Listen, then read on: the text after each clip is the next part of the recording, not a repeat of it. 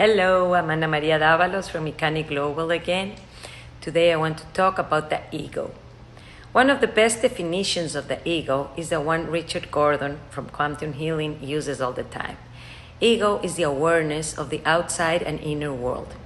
There is a healthy ego, which is just being aware without judgment of what's happening around. For example, somebody you know spills the wine. The healthy ego says, oh, somebody spilled the wine. Let's help with the cleaning. But the negative ego comes in and thinks, oh my, I knew he spilled the wine. He's always so clumsy. Everything he does is the same way. I've seen him before. Now that I think of it, maybe he did it on purpose. Let's stop and analyze. Two mindsets, completely different, the same action, but a completely different filter of perception of what happened.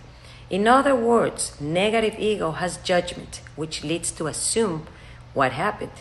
The negative ego has two components, self-pity, that would be the victim, and self-importance.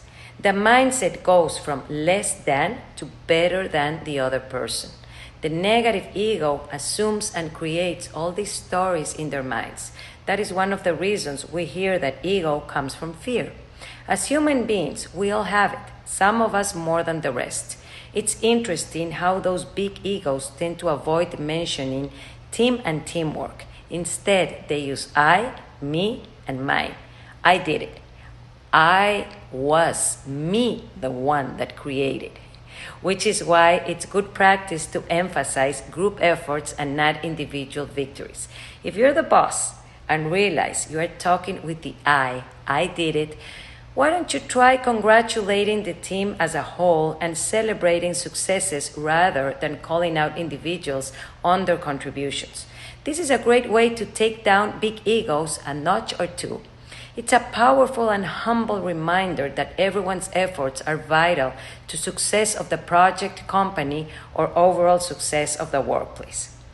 A common trap we can fall into, especially when we feel underappreciated, is thinking, what would this place do without me? Or what would my partner do without me? Yes, that it also comes from an inflated ego. You know what? It comes from fear, self-pity, and goes from one side to the pendulum to the other one. So we try to inflate ourselves. Sometimes it's easy to get into that mindset and have just our ego inflated as a side effect. If you find yourself getting into this mood, think instead, what would happen to this place without everyone else? Negative ego, on the other hand, is often described as having a strong personality. Have you ever heard someone say they couldn't work together because they both have strong personalities? What does that really mean? Well, that is wrong. There is a distinction between ego and personality. They're not the same thing.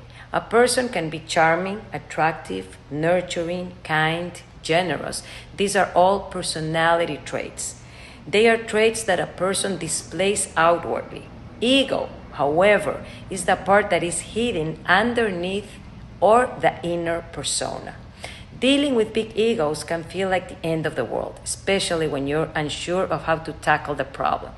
The best strategy is to address it before it actually does become unbearable.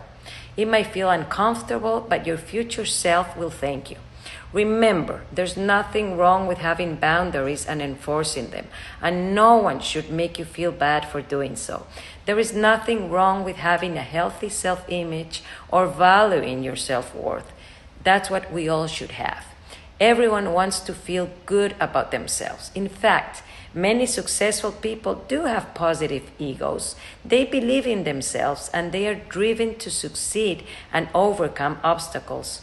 The challenge is when these positives turn into harmful, delusional thinking that having a big ego turns negative. Something to think about. See you soon. Have an excellent day. Thank you.